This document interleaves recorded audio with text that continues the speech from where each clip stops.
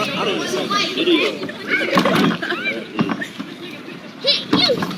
guy. You can't do it. You the only nigga. You the only nigga.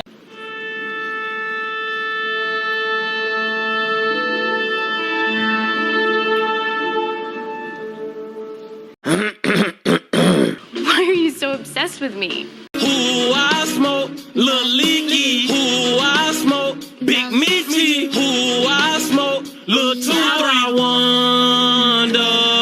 Why are you so obsessed with me?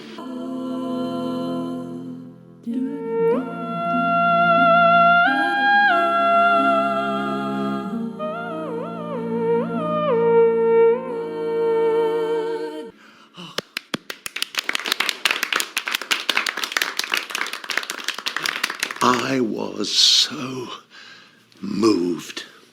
This is how audiences must have felt when they first saw Olivier play Hamlet. Oh, bravo, boys and girls. Bravo. Except for you. You were god-awful.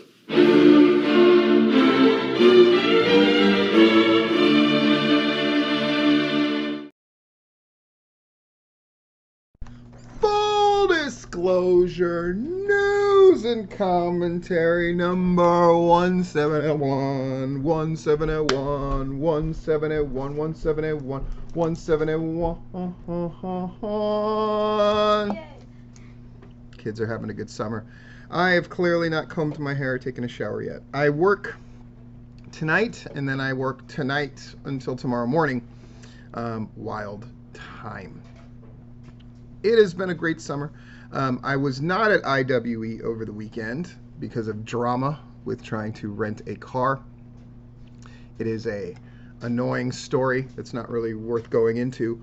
However, that didn't mean I didn't get a number of things related to IWE. People sent me clips all night. People sent me up-to-date reports all night. IWE, of course, drew 275. A really great number. Southern Honor drew 283 or 287, which for them is not good, but they did big stuff. They're going into Rumblejack, which should be great. Rumblejack, which has drawn 500 at least the last 2 years, will they do that again? It's a big question. I'm sure they're hoping that they do. And you know, I'm sure they have the usual litany of excuses why they didn't draw 280 whatever, why they drew 280 whatever. But most of it probably hinges on, you know, whether Gary Lamb gets out the promotional end. So hopefully he does that. Hopefully he shakes a tail feather and they can get to that 5. It's important. Next month, there's a lot of big things going on, right? You've got Scenic City happening, and we're going to talk about Matt Griffin. Specifically on today's full disclosure. You've got Rumblejack happening. That's a big old deal. Viral, who is a sponsor, full disclosure. August 13th is Infection 6 for them. Why they're keen to have me promote them, I'm not sure.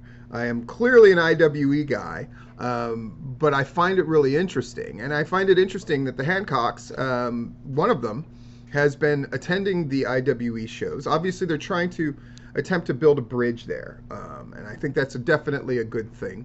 Doesn't change my opinion on who's the king right now in that part of Georgia. It's IWE, and you know, Duke Ingram said that the Tyreek promo, which I did see because Tyreek sent it to me right away just to make sure I knew what he said, and then the Joe Black promo, which I got to see later, were both promo of the year candidates. I would give the edge to the Tyreek promo because I felt like it's something that added to the show, whereas the Joe Black thing, while definitely a heartfelt, emotional promo, I'm not sure how much it contributed to the show. But it's something that he felt the need to get out, and I'm glad that Tim and IWE let him express himself.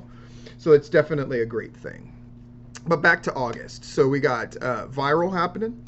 We've got Scenic City happening soon after in September, I believe. No, in August. Yeah, that's right.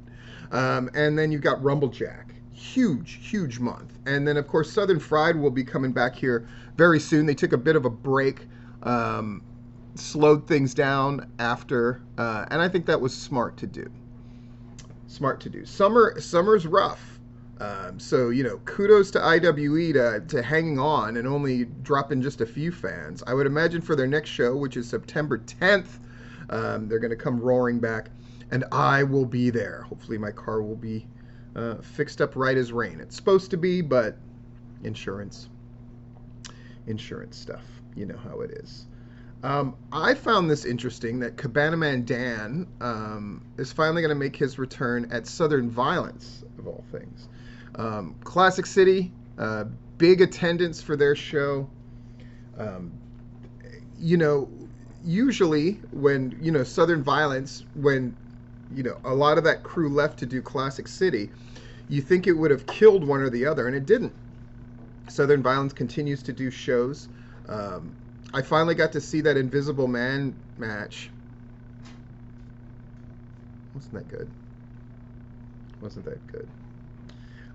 But what is good? This death match from Russia. Look at this slap. The slap in particular is wild. О, плевуха, Давида Исаева. Просто сразу проверяют друг друга на прочность эти ребята, чтобы если кто-то даст слабину, то пусть он вот сразу уходит с ринга, да?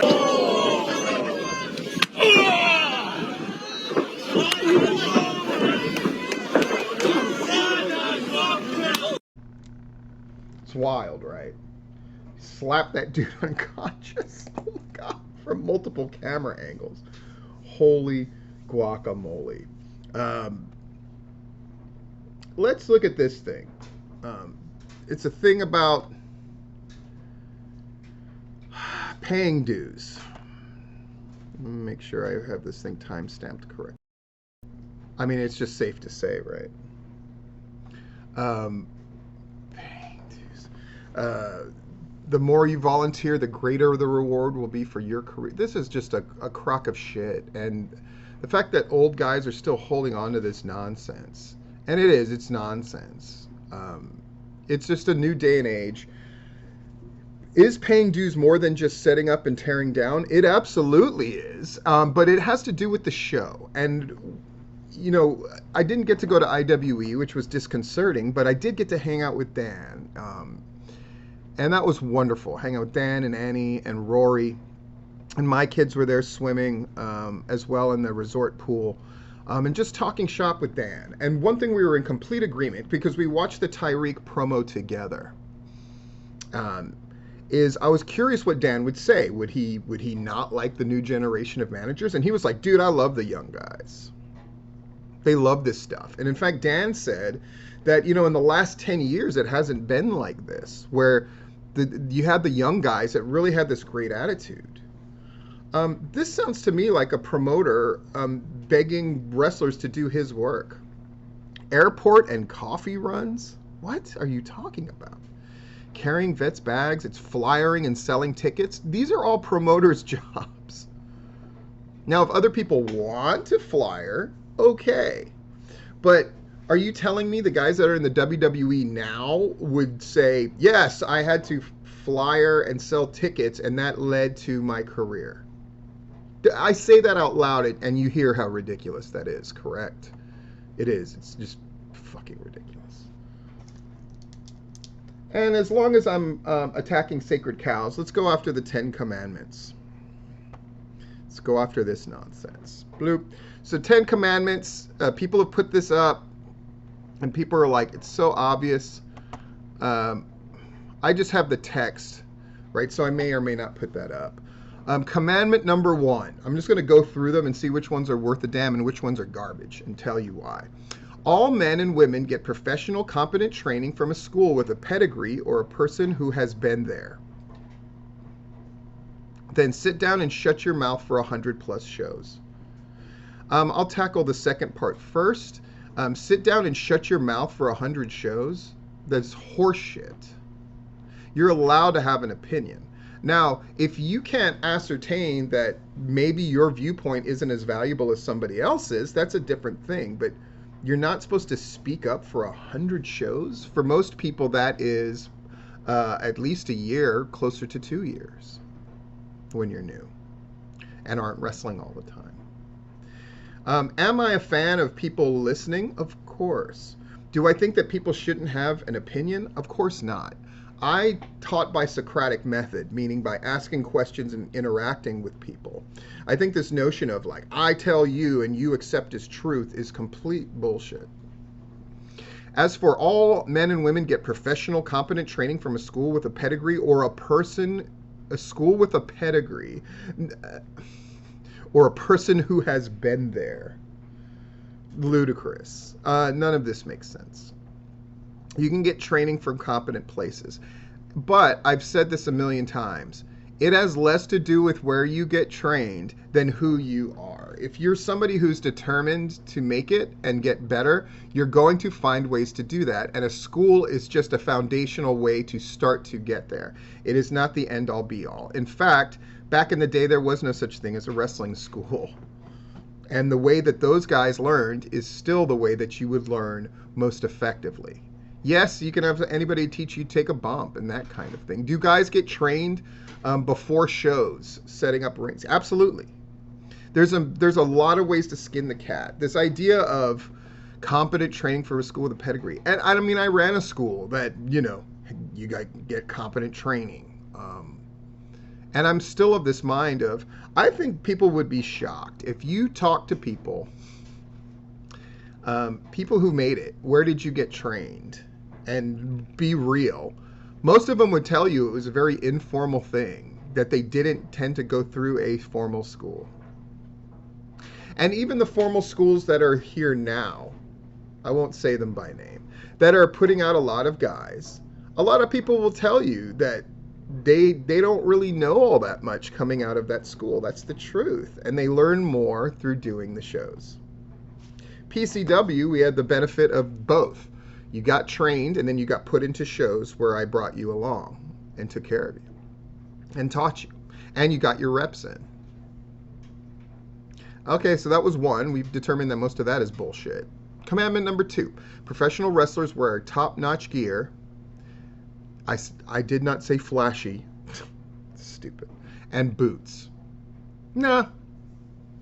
You do what you can do. This idea that wrestling boots are the best thing anyway, it's pretty fallacious. I know we're supposed to say that. I know we're supposed to say that wrestling boots are the absolute best thing that you can wear in a wrestling ring. But if you will look at what even guys in WWE and AEW wear, a lot of them aren't going with standard boots because they're not as comfortable wrestling in them.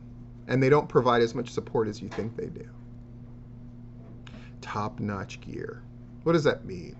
I'm a big believer in wearing gear that fits your gimmick. 3, heels and faces should be clearly defined within seconds of coming through the entrance. Sure. I guess. Unless you're going for something more nuanced. Again, I will allow for nuance, as long as something is being established. It doesn't have to be within seconds of coming out the entrance. That's for fucking rubes.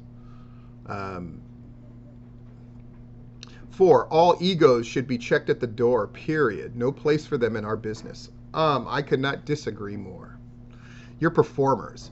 By virtue of performance, and by virtue of running a show, a performance-based show, it is already the act of arrogance. It's saying what we do is so good you should pay money to see it, and you should spend your time to see it. That's ego. And if you don't have that, I don't know what to tell you. Show me a performer that does not have an ego, and I will show you a shitty performer. A really shitty performer. All egos should be checked at the door. Notice we don't say that applies to promoters or bookers. It's just to talent. Again, this is another list in the endless series of lists, and that goes with the other thing too about paying your dues. Where we're trying to push this narrative of compliance over competence. Fuck compliance. Fuck it. It's why I'm proud of Tim and IWE for allowing Joe Black to speak his mind. Because if it's this thing of like, I'm going to control, I need total control.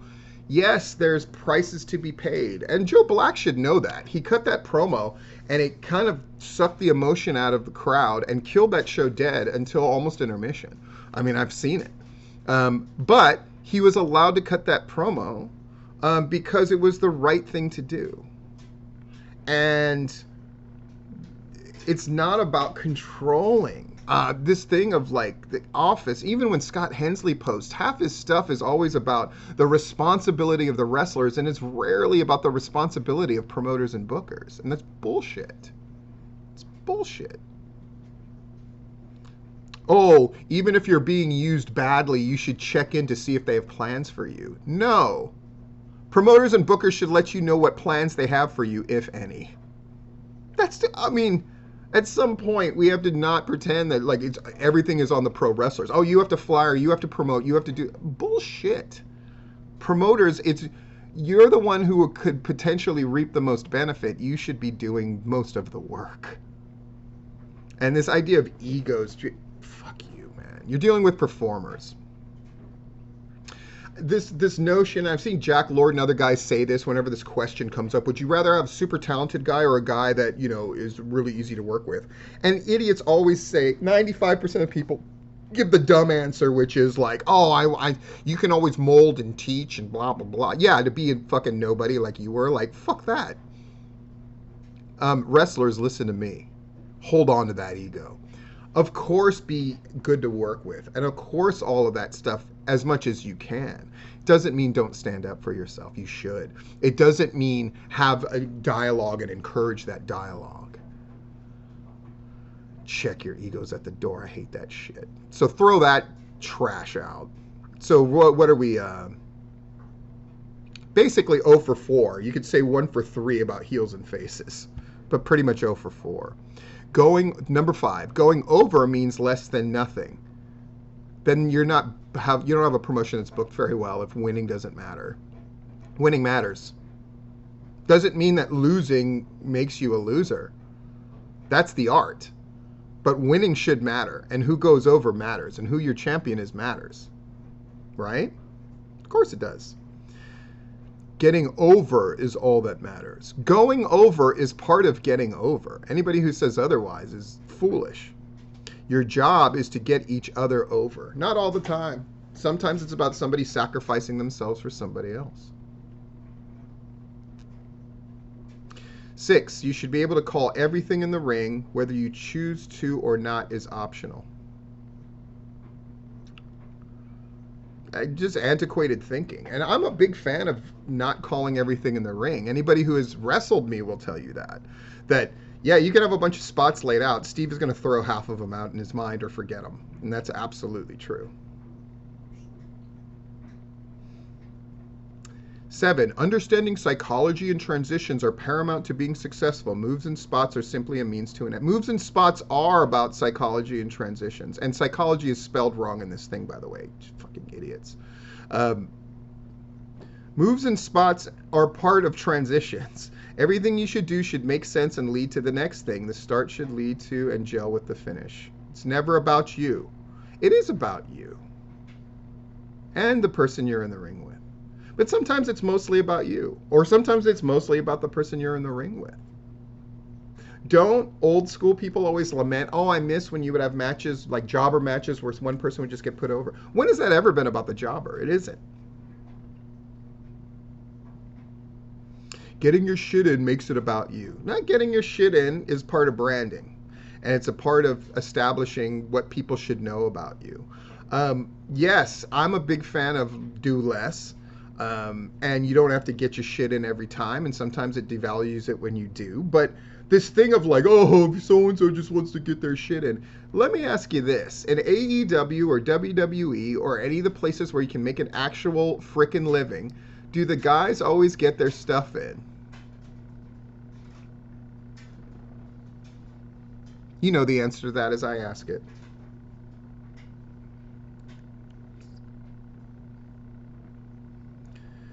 It's about fans first, not true at all. The business second, what does that mean? The guy is with your spelled wrong. Rudy must have made this because there's so many grammatical errors. The guy you're in there with next, lastly, it's about you. Completely wrong. It's never about the fans first. Never. Absolutely not. The business second? What does that mean? It's about the person you're in there with and yourself, protecting each other. That's first and foremost. Making sure that you're not getting injured and can continue to do this thing is first. And it's about the show. I would say it's about you and the people it's about the wrestlers tied with it's about the show. And then it's about then everything else is a distant second. The fans, this notion of the business, fucking ridiculous. Ridiculous. Is there somebody who wants to dispute that it's about the safety of the people who are doing it, along with the importance of the show itself? Everything else is way behind that. If anybody wants to fight with me on that, you are welcome to try. And if you're one of the wrestlers who don't agree with me, I don't know what to tell you. That's one thing Dan and I talked about, is how these young guys really, this new generation really cares about the show itself. And I agreed with him totally. And it's wonderful. 9. Oh boy. Respect is earned. It takes years to earn, not always. Seconds to lose. I mean, how fast do we give respect? Oh, Bad Bunny had a good match. He was carried through. He's great. Oh, Logan Paul was really good in his first match. He deserves to get signed. Like, people give away respect like it's nothing because it costs nothing. Respect is given way too easily by the people who should probably know better. But it doesn't take years to earn. Seconds to lose and longer, if ever, to get... This is all cliche-ridden nonsense that has no practical application. Remember and honor the men and women who came before us. Know the history of this business. Respect the veterans. Oh, veteran, the 17-year veteran you're in the locker room with who knows everything. Fucking nonsense. Useless 10 commandments of wrestling. Well, Steve, can you do better? Yes, and I'm going to. I'll come up with my own 10 commandments of wrestling. The fact that it's 10 is stupid. It'll probably be a different number. This arbitrary thing of 10 is ludicrous. It's probably either way more or way less than that. So I'll come up with my own commandments of wrestling. And you know what? Chances are they'll be amended as time goes on. Because I'm not a fool who thinks that there's actual, like, big T truth when it comes to fake fighting in your underwear. Before I talk about the serious stuff, and there's a very serious topic. We're going to talk about Allyn Hirch, the wrestler and former one of the guys that helped run Stranglehold, who's been arrested for very serious charges, dealing with having sex with someone who was underage and all the rest of that. We're going to talk about that. Well, I want to talk about Matt Griffin. Should he be proud of action? Of course. My joke is they're almost as good as they say they are and think they are, which is only half a joke. Got Scenic City coming up, which is really great. There used to be a lot of guys who sort of chimed in about Scenic City, and now it's really only it's Griffin and Hensley and Dylan Hales. I love Dylan Hales, by the way. I think he's really great.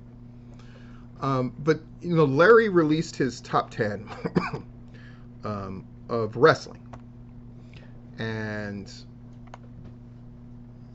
when you look at that top 10, here's the thing that stands out to me. Below is my estimation of the best in Georgia from April 1st to June 30th. As with my past lists, only wrestlers that had a majority of their matches in the state of Georgia were considered, and rankings were shaded towards title holders and wrestlers featured by multiple promotions. It felt right to expand the list from 10 to 12 at this time. I love that he expanded the list. Certainly all the wrestlers that I've heard comment about this thing were thrilled with it. The Southeast First Uncharted Territory Series in Chattanooga factored into this list, similar to how out-of-state events with a heavy Georgia influence, the SCI, GCW, and Pro South have been considered for GWH awards in the past. So Larry's taking into account a lot of things, and like I said, I was really thrilled when he took this over from me, more or less, because I love the way that Larry does it, and I think it's great. But Matt Griffin doesn't.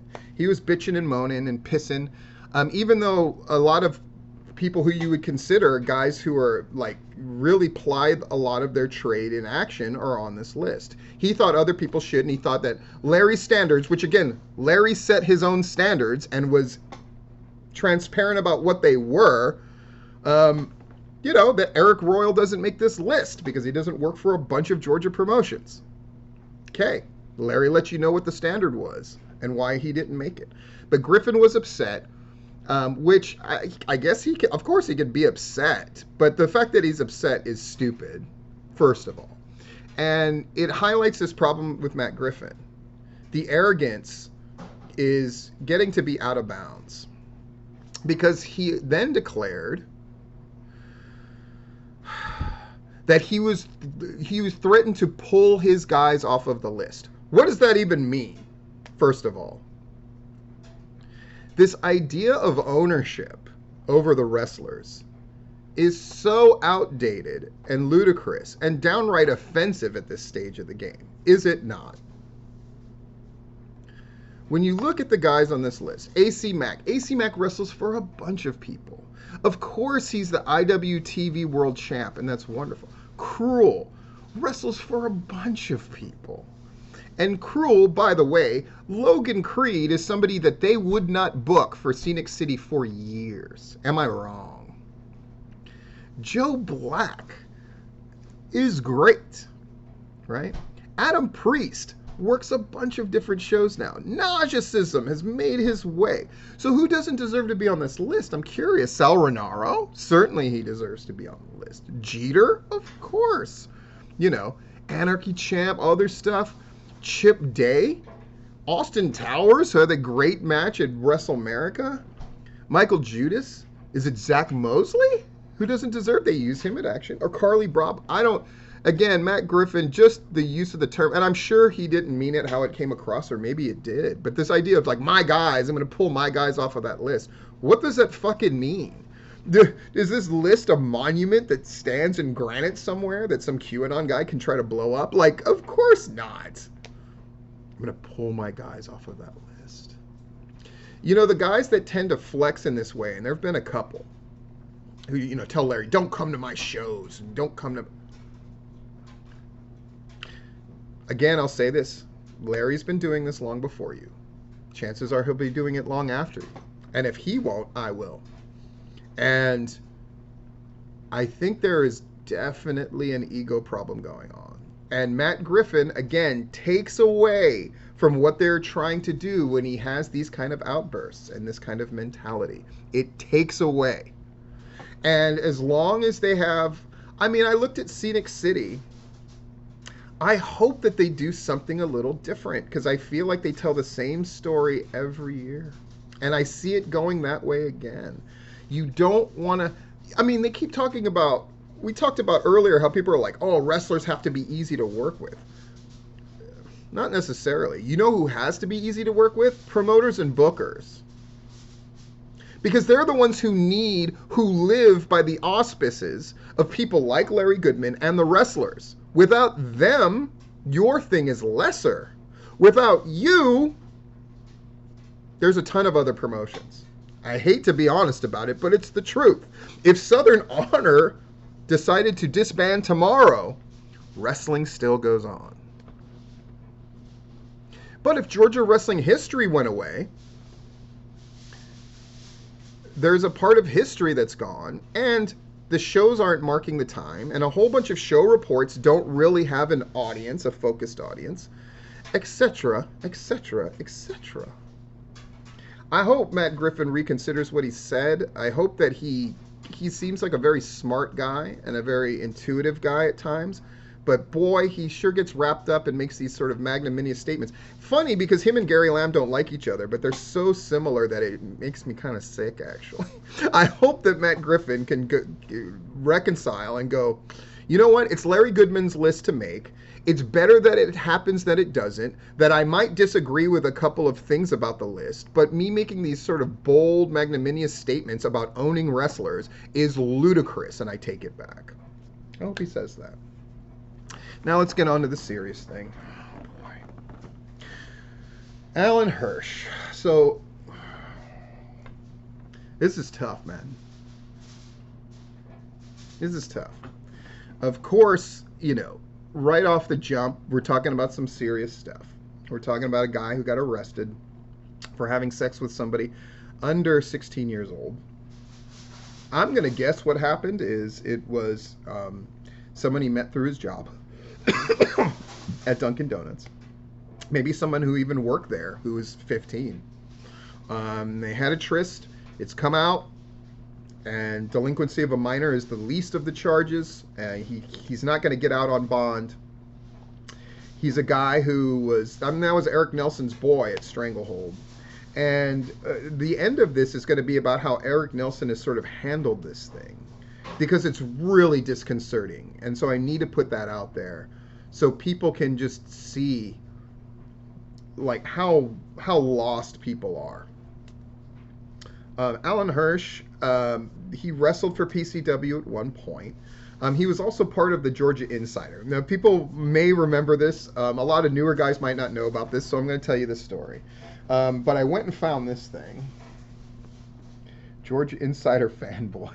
So the Georgia Insider was this like shit starting account on Facebook that would talk shit about certain shows, promote other guys, blah, blah, blah. But it's pretty much known that it was Allyn Hirch, Joey Kidman, and Jake Slater. Now, Jake Slater and Joey Kidman are no longer with us. Joey Kidman, of course, died under the most tragic of circumstances. And Jake Slater also died. I mean, he'd gotten out of the wrestling business and become a musician, but, you know, lived hard, and it sucked. And, I mean, you know, him dying sucks as well. But Jake Slater's out. Jake Slater was part of it, and he's dead. Joey Kidman was part of it, and he's dead. And then Allyn Hirch. So these guys would just sort of start shit with this account. Allyn Hirch, after, you know, he stopped actively wrestling, him and Stranglehold, he was Eric Nelson's guy. I mean, do I need to boop? You know, there they are. They're going to have this business meeting, and this was not that long ago, right? Not that long ago. And, you know, business meeting. This was May 31st, right? So this was less than 2 months ago. So he was obviously still in good graces then. And then, doop, look at that thing, right? Eric Nelson was with Allyn Hirch. Because according to Facebook, they were friends for 4 years on Facebook. And then Eric Nelson goes, "Been longer than that, brother. Glad to have you around." And I believe their friendship was genuine. You know, Allyn Hirch. I'm presenting this stuff so you can get some perspective, right? So Father's Day, bloop. You know, the daughter, "Happy Father's Day, Dad, I love you." You look at that smile from Allyn Hirch, and people might be offended by this, right? Like, Allyn Hirch, he's a monster, he's this, he's that. He's like, why are you presenting that? Because I'm telling you the truth. I'm telling you the real story, right? This was a father. This was a guy who was beloved by his kids. This was a guy who, up until his arrest, was beloved by Stranglehold. And, you know, here's another picture. And the crowd goes wild, and there's Allyn having some, you know, birthday cake on June 9th. So this is a month ago. Eric hanging out with Eric Nelson, right? But then this. We at Stranglehold Championship Wrestling do not condone this whatsoever. As a result of this, Allyn Hirch will never be allowed in close proximity to any of our events or our residences again for as long as he shall live. One, the bombastic nature of this post is already a little eye-rolly, right? That he put up screenshots of all these charges. That, honestly, most people wouldn't have known about this if not for Stranglehold and Eric Nelson posting about this. And in the comments, it was noteworthy that there were people who said, like, that was your boy, that's your best friend, and you're just throwing this out there based on the arrest, and you just seem very eager to sort of completely dismiss him. And I would agree with that. And those comments got deleted by Eric Nelson in favor of the usual litany of, yeah, bury him under the jail, and this is so horrible, and blah, blah, blah, blah, blah. Right?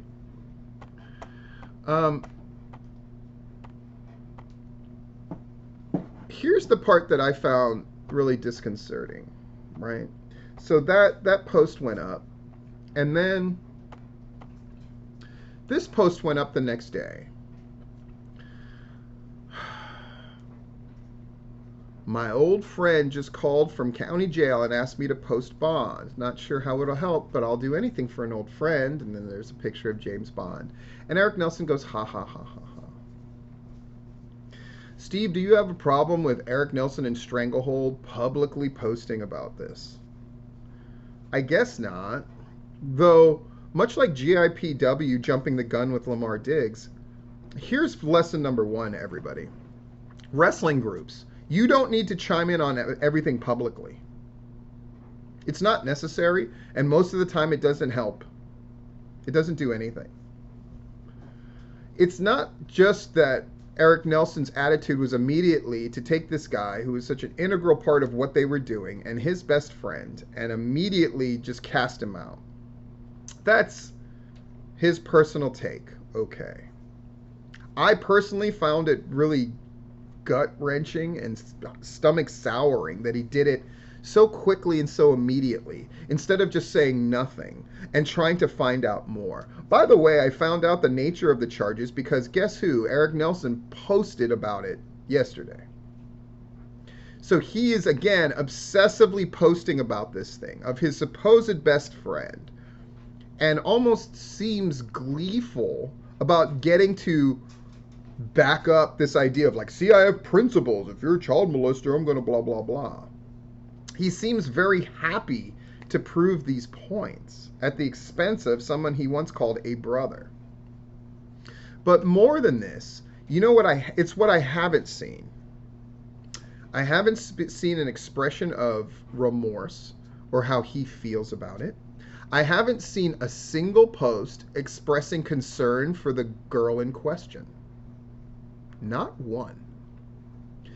The responses are either bold statements as if it matters whether he has contact with Stranglehold again. Obviously the answer is going to be no, but the fact that he's the one supplying all this information publicly and has expressed zero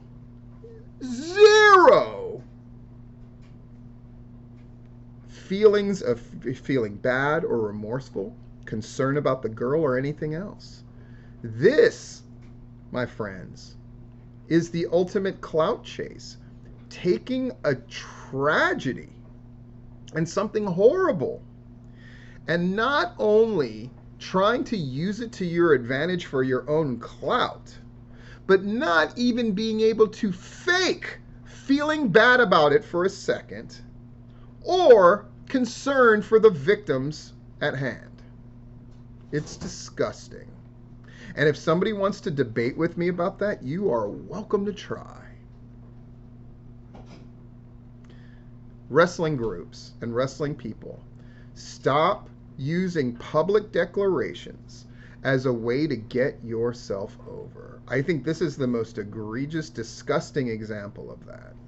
And on brand for the character of that guy, Eric Nelson.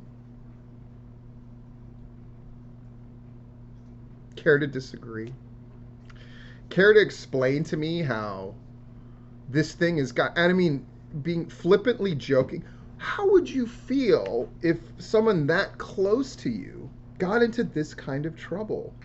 Would your response be to post about it publicly, keep us updated about it publicly, and then make jokes about it without expressing any concern for your friend at the maybe, right? But even if you wanted to disavow them, about their victims.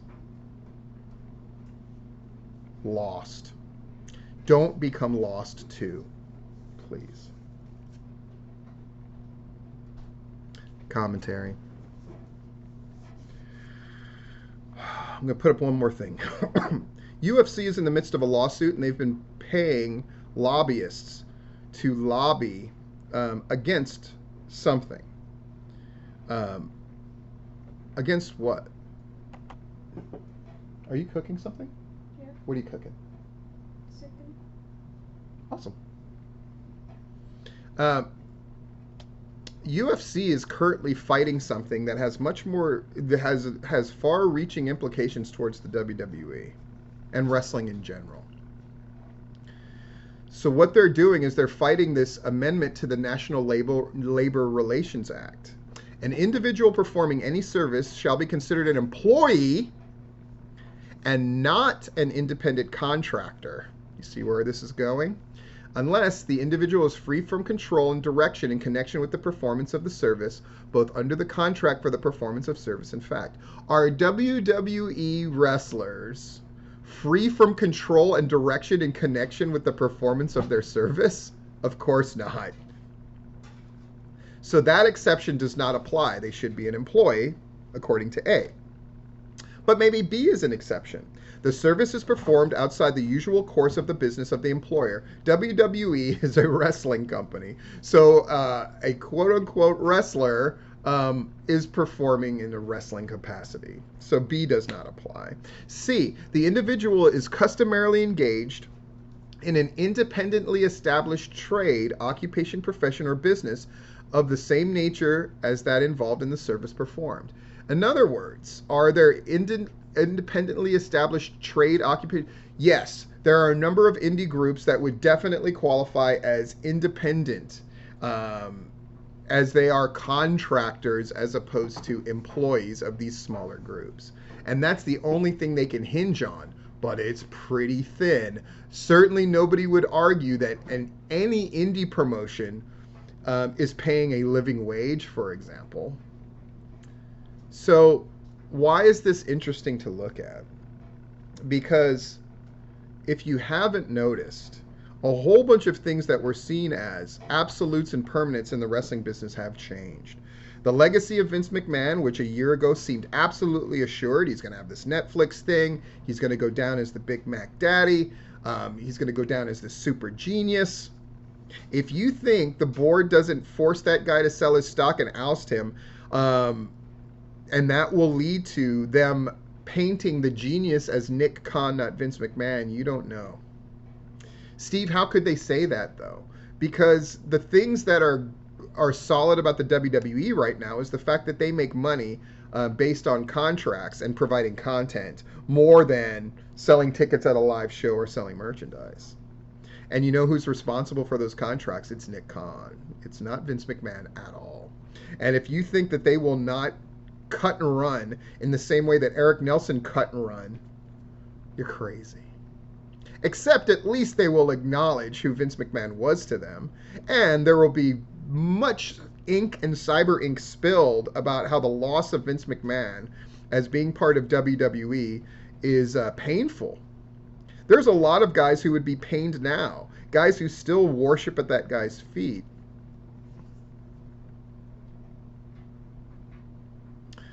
This is a crazy time in the wrestling business. I say it every time I talk to Larry, talk to Jeff, talk to Dan, talk to anybody about the wrestling business. We sit there for at least a couple minutes going like, this is insane. At every level of the game, whether it's AEW or WWE, things are changing rapidly.